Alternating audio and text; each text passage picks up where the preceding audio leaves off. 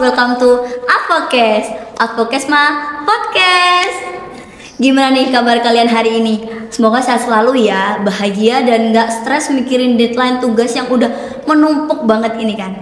Nah, di episode kali ini aku, Lutfia, di Advocast, tempat ngobrol asik seputar dunia mahasiswa.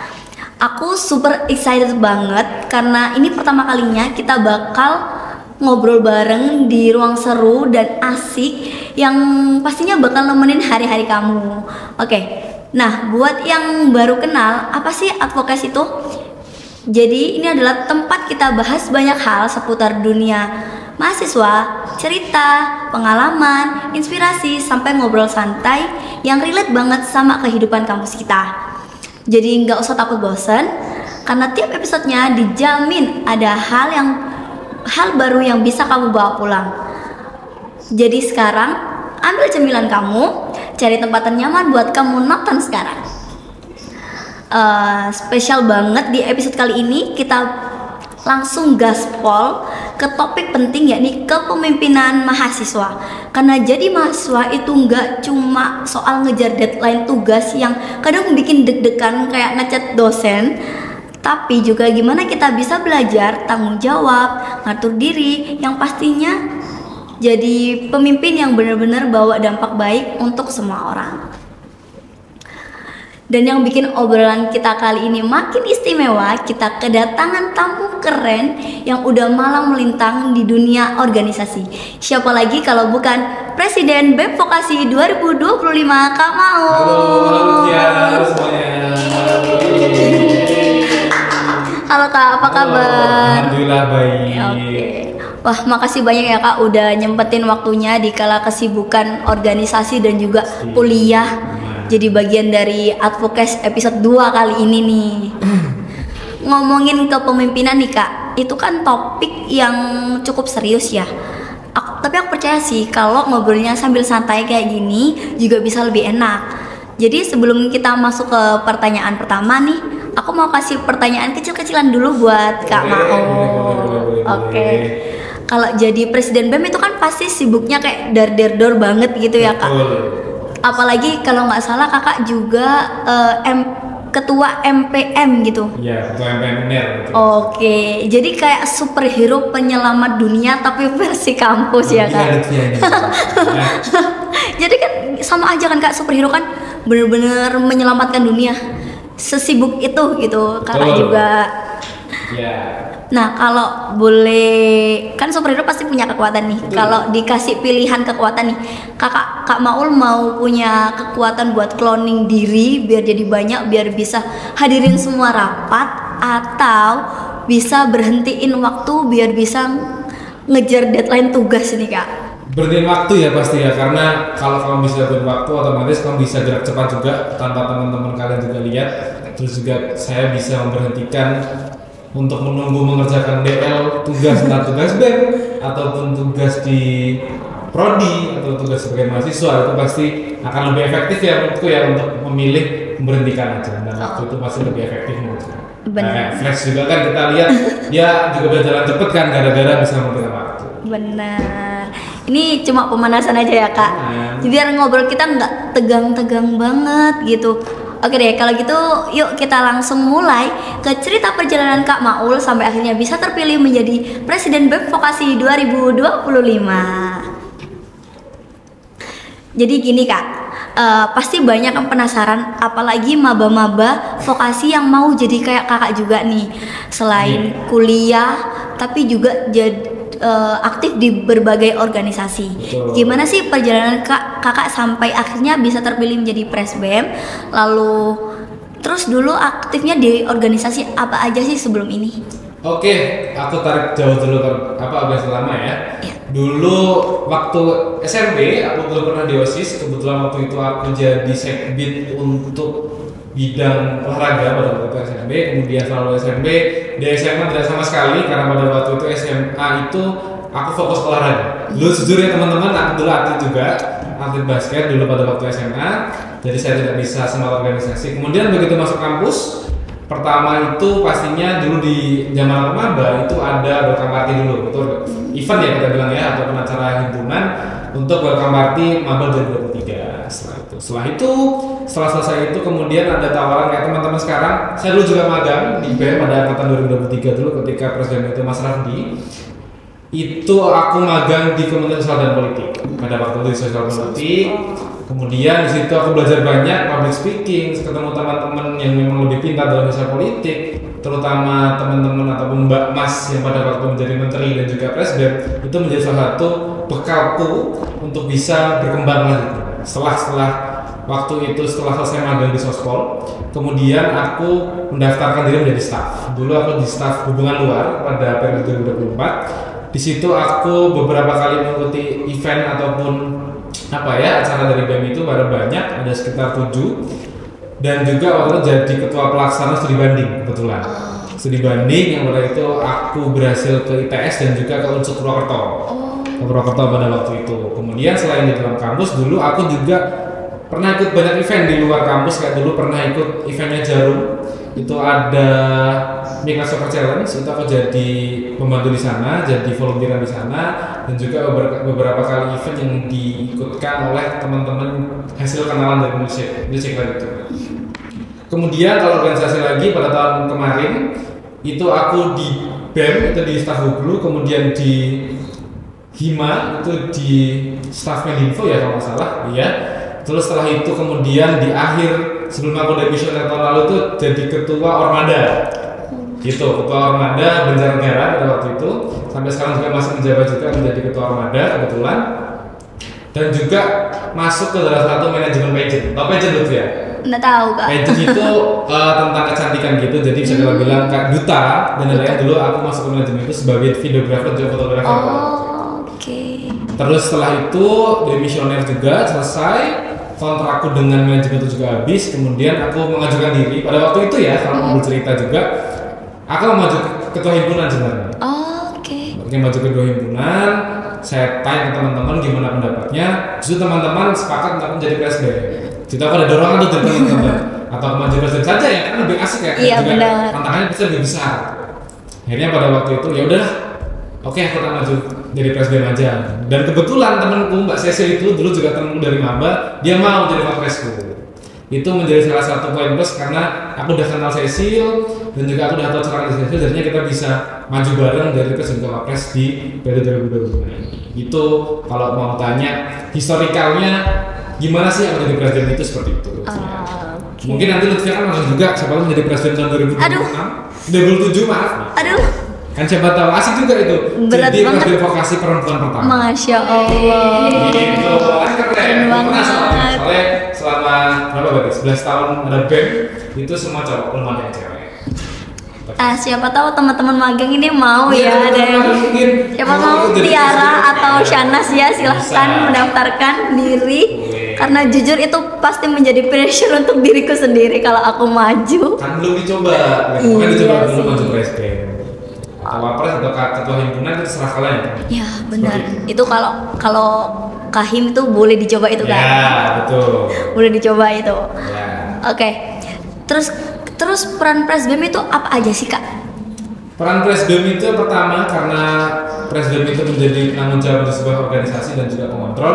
Tentunya pertama aku itu bertugas untuk mengawasi seluruh kementeriannya. Semua kementerian ada 13 tahun ini itu menjadi tanggung jawab dan juga wakil presiden untuk pada akhirnya membuat program kerja, mengatur timeline, terus juga memberikan opini atau pesan dan juga kesan kepada setiap teman-teman kementerian baik staf menteri atau dirjen untuk bisa sesuai dengan ada ART ataupun visi misi yang sudah saya buat.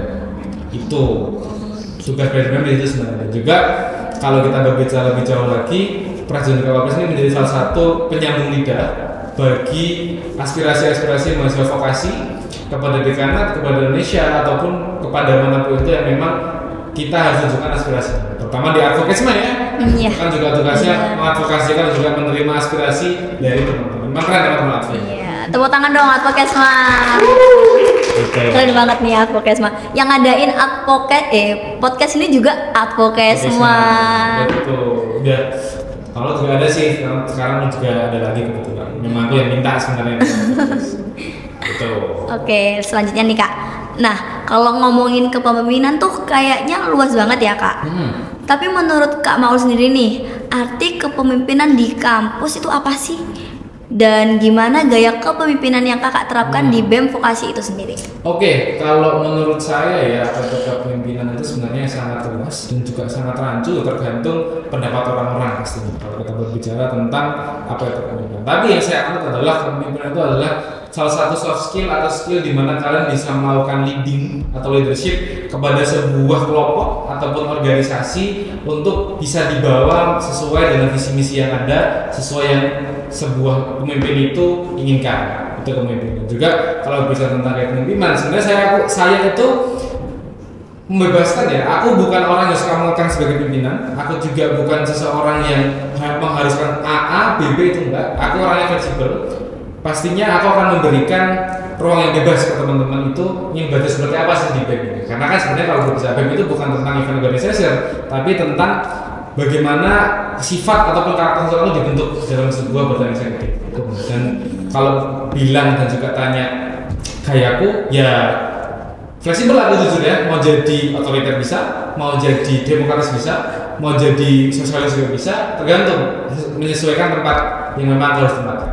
Tapi biasanya aku membebaskan teman-teman untuk ekspresi, karena sesuai dengan misiku juga salah satunya itu adalah ekspresi potensi, di mana aku ingin menggali teman-teman vokasi ini biar ekspresif agar tahu potensinya ada di mana sih. Apakah mereka jadi presenter kayak Lutfia gini di podcast, ataupun jadi atlet juga bisa, ataupun nantinya teman-teman pengen jadi PDP, jadi coba jadi event organizer, atau pengen lanjut jadi presbem, jadi seorang politikus, itu juga bisa di Surabaya. Itu pasti juga sangat bisa di BEM itu. Gitu ya. Oke, namanya jadi pemimpin pasti nggak lepas dari tantangan ya Kak. Pasti. Nah, apa sih tantangan terbesar selama jadi presbem? Terus kalau ada isu panas kayak soal UKT nih, biasanya kakak itu responnya kayak gimana?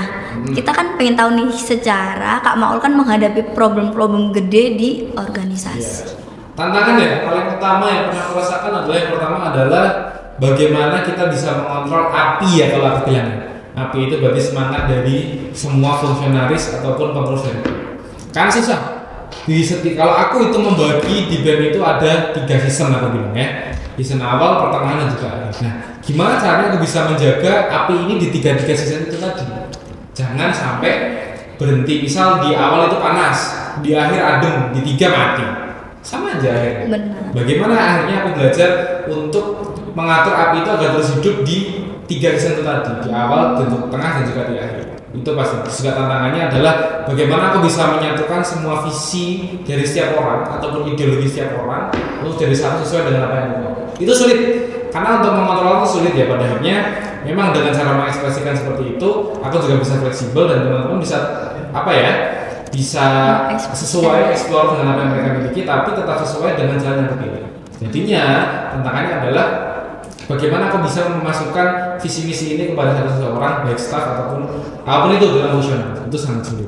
Itu sangat sulit untuk tantangan. Yang kedua, manajemen konflik tentunya. Ketika ada konflik dengan kementerian satu dengan yang lain ataupun antar staff antar itu juga salah satu hal yang cukup sulit ya untuk dalam sebuah BEM. Kalau dalam eksternal, kita berarti dalam misal hubungan kita dengan himpunan, terkadang itu memang sebagai presbem itu jadi tantangan juga, kita harus bisa memposisikan diri. Kita nggak bisa setiap saat aku tuh presbem, ya aku presbem terus, nggak boleh. Terkadang aku juga harus bisa menempatkan diri, aku itu jadi presbem, aku jadi mahasiswa, aku jadi mahasiswa biasa di himpunan, itu harus ada tempatnya. Nah itu cukup sulit untuk menentukan. Karena terkadang ketika aku sudah mau masuk ke himpunan, misal aku mau membahas angkatan atau membahas apapun itu ya di himpunan, cukup sulit karena terkadang stigmanya pandangan teman-teman tuh kamu tuh presbem. Nah sedangkan aku tuh memasukkan diri, aku tuh loh mahasiswa himpunan juga, aku presbem, tapi kalau udah di prodi ya aku masuk prodi. Itu cukup sulit untuk akhirnya aku bisa masuk. Kemudian di Lutfian tanya juga UKT ya tadi ya? Iya, UKT. Dulu UKT kan pasti sangat panas ya, ada ketimpangan dan lain-lain. Itu menjadi salah satu concernku juga di tahun ini untuk aspirasi mahasiswa ini sudah tersalurkan. Pada waktu itu, pada awal periode, pas waktu belum ada staff, belum ada dirjen, pada waktu itu ada banding UKT itu yang mengerjakan aku dan juga Menteri Advokasi Mbak Sabina. Itu berdua, dan kemudian apa yang aku lakukan, aku langsung maju kepada waktu dekan 2 selaku yang mengatur keuangan. Waktu itu masih Prof IT ya teman-teman ya. Itu aku maju ke sana memberikan bahwasanya ini loh mahasiswa seharusnya diterima tapi tidak diterima. Dan juga BEM itu membuat forum juga atau membuat apa ya namanya G-Docs untuk seleksi banding UKT juga yang bisa kita lakukan. Itu juga. Terus nantinya juga teman-teman ditunggu juga kalau sebenarnya nggak cuma UKT di BEM ini, kita juga bahas tentang bagaimana fasilitas ekspresi teman-teman akan dibawakan ke dekanat. Itu pasti akan saya bawakan sebagai komitmen saya, nanti juga bakal ada di gerbang dekanat. Ditunggu aja teman-teman, itu pasti akan ada. Itu salah satu komitmenku juga dalam BEM itu kalau membahas UKT dan juga kesejahteraan mahasiswa lah. Iya benar. Oke, ditunggu ya teman-teman. Nanti kalau belum tuh dikabarin aja Kak Maulnya ya telepon guys. aja nomornya. Kalau mau DM aja. Aku terbuka teman-teman, kalau misalnya mau DM, mau WA ya terserah. Aku terbuka. Gitu. Oke. Nah, boleh ceritain nggak Kak pengalaman Kakak? Oke udah. Nah, setelah bahas tentang kepemimpinan dan organisasi nih Kak, aku dan Sobat Fox yang nonton nih juga pasti penasaran gimana cara Kakak menjaga batasan antara tanggung jawab organisasi, kehidupan pribadi atau akademik. Kalau kita mau membatasan berarti kan bagaimana membagi waktu tentang benar. Aku orang yang dari dulu melakukan journaling setiap saat. Jadi aku melakukan pendataan. Kalau teman-teman pernah mendengar beberapa aplikasi kayak Notion, ClickUp, aku pakai itu teman-teman akan bisa mendatakan kapan sih aku harus ke sana dan kepentingan mana yang lebih penting. Itu akan kalau mau ngomong batasan, semuanya penting, nggak ada yang nggak penting, semuanya penting. Tapi tinggal bagaimana aku mengatur waktu itu tadi. Aku melakukan journaling, aku terus lihat kalender terus setiap hari, melakukan penjadwalan, terus juga kadang juga melakukan mana yang lebih penting dan tidak, itu juga dicatat, itu sudah pasti. Dan juga aku kalau mau kepribadianku seperti apa ya, pembagiannya adalah bagaimana kamu bisa membagi terutama keuangan, bagaimana saya bisa membagi untuk pribadi, untuk BEM ataupun untuk kepentingan lain. Itu yang aku lakukan dalam melakukan journaling. Jadi satu di situ, dari keuangan, dari penjadwalan, dari melakukan mana yang lebih penting, itu dari satu di journaling. Aku pasti journaling setiap harinya, setiap kali pulang kampus buka laptop, melakukan journaling, apa bisa dikerjakan, apa yang selesai hari ini, harus dicatat. Dan juga terkadang aku minta teman-teman juga untuk mengingatkan kalau misalkan sudah keluar batas ataupun memang sudah melewati jadwal, itu pasti aku minta diingat oleh teman-teman, baik itu menteri, staf ataupun teman wapres, sekden dan lain-lain, itu bebas untuk melakukan kritik ke aku, karena itu menjadi salah satu bentuk demokrasi itu sebagai pers. Gitu. Boleh tahu nggak Kak apa aplikasi buat journalingnya tadi nih? Kebetulan aku juga orangnya itu yang kayak suka lupa gitu ya guys, karena aku itu salah satu kelemahan aku. Jadi aku dulu tuh selalu nulis di notes atau kalender, tapi kadang itu juga masih sering kelewat. Betul. Kak, karena kadang kalender bawaan HP itu nggak ngingetin kayak aplikasi gitu nih. Apa nih Kak? Siapa tahu ada teman-teman yang sama kayak kita berdua nih. Ada dua sebenarnya ya yang paling bagus sekarang. Nah, kalau aku pakai Notion, cuma dengar juga ClickUp itu baru. ClickUp itu sama kayak Notion, cuma lebih, aku belum pernah pegang, tapi aku pakai Notion. Yang menjadi masalah adalah Notion ini benar-benar blank canvas. Kamu bebas mengisi apa aja dalamnya. Kamu mau tulis jadwal, pengeluaran juga bisa. Dan yang paling enak adalah Notion itu bisa ditautkan atau dikaitkan dengan entah Google Calendar dan lain-lain, itu pasti bisa. Gitu. Oke, ini udah dapat beberapa reviewnya guys. Nah, aku jadi penasaran banget, menurut Kak Maul sendiri, apa sih hubungan antara kepemimpinan mahasiswa dengan jiwa nasionalisme? Apakah kepemimpinan itu bisa jadi salah satu cara buat menumbuhkan rasa cinta pada bangsa? Menurutku itu bisa jadi ya, kalau misalnya kita bilang nasionalisme dan kepemimpinan itu sama. Kenapa? Kalau kita bisa nasionalisme, tanya dulu, nasionalisme itu apa? Menurut nasionalisme itu? Nasionalisme nih, kalau menurut aku nih ya Kak, cinta tanah air gitu, terus kayak ya yang berbau-bau membanggakan atau mengharumkan negara, maybe. Nasionalisme itu salah satu seperti itu dari teman-temannya dari Lutfia, bahwasanya itu adalah rasa cinta kita terhadap negara ataupun tanah kelahiran kita. Nah, apa hubungannya antara kepemimpinan dan nasionalisme? Kita bicara kepemimpinan mahasiswa. Tentunya itu kan di fakultas masing-masing ya. nasionalisme bisa menjadi salah satu akar bagaimana kita cinta kepada fakultas sendiri ataupun BEM sendiri. Itu akan menumbuhkan rasa kepemimpinan itu, rasa yang ikhlas untuk memimpin sebuah BEM tanpa ada tekanan dari mana. Itu salah satu. Yang kedua, nasionalisme kan tentang tanah air ya, dan juga BEM ini kita tahu eksekutif tapi kita berpihak kepada mahasiswa ataupun masyarakat. Nah, di mana BEM ini juga bertugas untuk mengawal seluruh kebijakan pemerintah agar negara kita itu menjadi lebih baik. Itu salah satu jiwa nasionalisme menurutku. Itu yang paling konsepnya di situ. Karena nasionalisme itu hal yang memang aku pegang teguh dari dulu, dari kecil ya teman-teman ya. Karena menjadi salah satu tolak ukurku apakah aku bisa seberapa cinta aku sama negara ini dan apakah aku bisa mempertahankan. Dan itu bisa disalurkan oleh kepemimpinan tadi. Baik itu di BEM, di HIMA ataupun dimanapun yang sesuai dan selinear dengan nasionalisme itu tadi. Seperti itu. Nah, kalau ditarik lebih dekat ke dunia vokasi nih Kak, gimana sih penerapan kepemimpinan ini bisa mendukung tridharma perguruan tinggi, mulai dari pendidikan, penelitian, sampai pengabdian kepada masyarakat? Oke, kalau bilang kepemimpinan ya, bagaimana caranya agar bisa menjadikan itu menjadi salah satu pendukung tridharma perguruan tinggi negeri. Pertama, kita punya 19 program studi dan beragam itu, kesehatan, teknik, bisnis, itu memiliki disiplin berbeda, dan di situ pasti mereka punya pemahaman berbeda. Nah, di mana ketika aku menjadi pemimpin itu aku bisa menggunakan sumber daya yang ada dalam melakukan sebuah program kerja. Itulah mengapa di dalam BEM-ku itu memiliki Kementerian Pembangunan Masyarakat itu sebagai pengabdian, kemudian riset keilmuan yaitu ada di penelitian berarti ya, dan juga pendidikan itu juga kritis, dan juga banyak juga luar negeri, dalam negeri itu bisa menjadi salah satu pendukung tridharma perguruan tinggi. Itu sangatlah bisa di situ. Dan bagaimana caranya kamu memanage sebuah organisasi ataupun bisa memanfaatkan sumber daya yang ada agar bisa sesuai dengan. Dan aku menyediakan ruang-ruang itu agar bisa mendukung tridharma seperti itu. Oke, wah seru banget ya obrolan kita tadi. Kayaknya udah banyak banget insight yang bisa diambil mulai dari perjalanan organisasi, tantangan jadi pemimpin, sampai nilai-nilai nasionalisme. Nah, sebelum kita benar-benar nutup sesi ini nih. Tapi aku nanya dulu nih. Oke. Menutup nantinya ya. Aku udah bicara tentang kepemimpinan dan yang lain gitu. Nah, menurutmu apakah kamu tertarik dengan kepemimpinan itu? Apakah kamu memimpin sebuah organisasi atau tidak?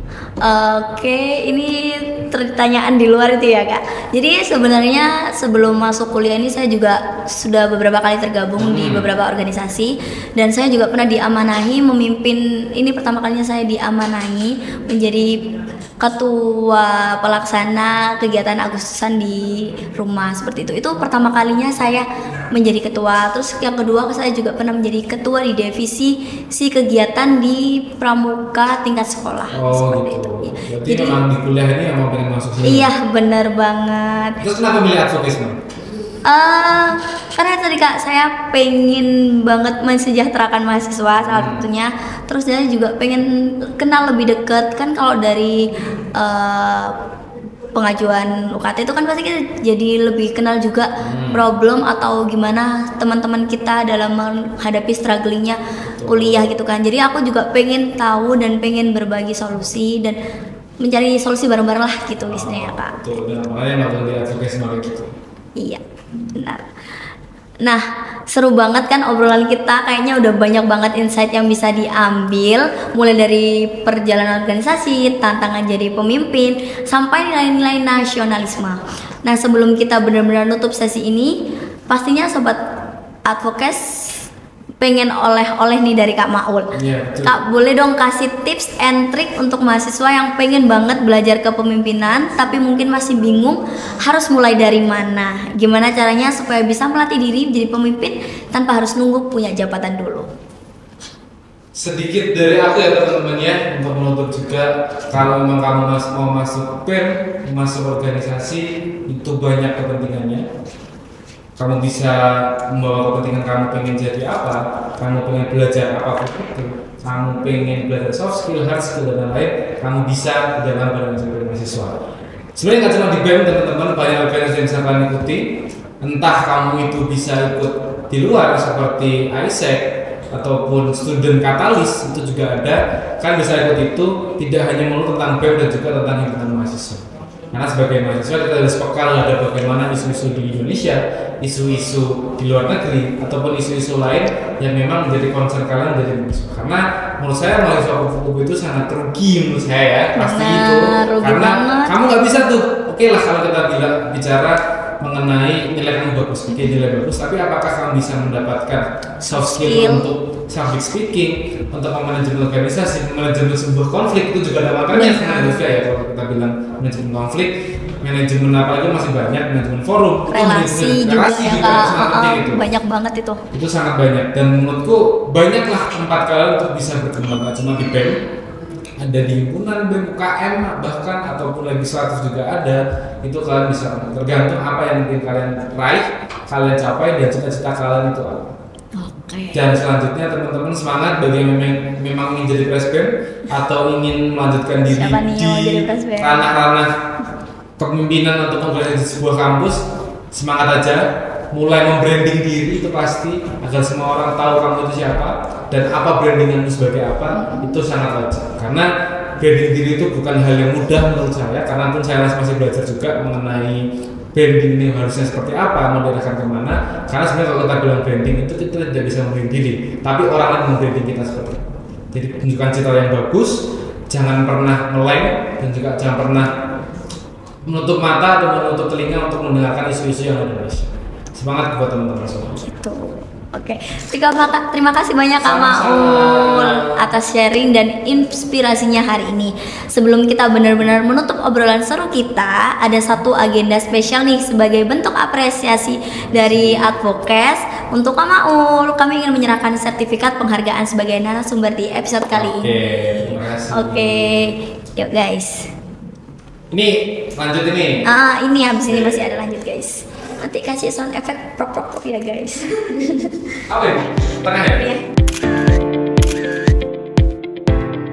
Nih Kak, masih belum nih.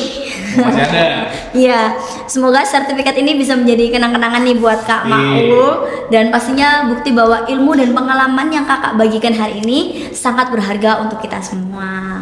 Nah, Sobat Advokes, nggak kerasa ya kita udah sampai di penghujung episode 2. Banyak banget hal yang bisa kita pelajari, mulai dari arti kepemimpinan, tantangan, sampai pesan semangat untuk terus berkembang. Sekali lagi terima kasih untuk Kak Maul yang udah menyempatin hadir dan berbagi cerita inspiratif. Semoga sukses selalu dalam memimpin BEM Vokasi 2025. Terima kasih. Selamat melanjutkan magang kalian teman-teman magang Merdeka, dan juga siaplah siapapun yang mau melanjutkan diriku, semangat untuk kedepannya karena nanti lagi saya juga selesai demisioner di BEM ini dan juga masih ada tugas yang harus saya selesaikan di luar. Terima kasih. Oke. Dan untuk Sobat Advokes nih di rumah, jangan lupa terus ikutin episode-episode selanjutnya karena masih banyak tema-tema yang menarik yang bakal kita bahas. Aku Lutfia pamit undur diri, sampai jumpa di episode berikutnya. Bye. Terima kasih. Alhamdulillah, terima kasih Kak Maul.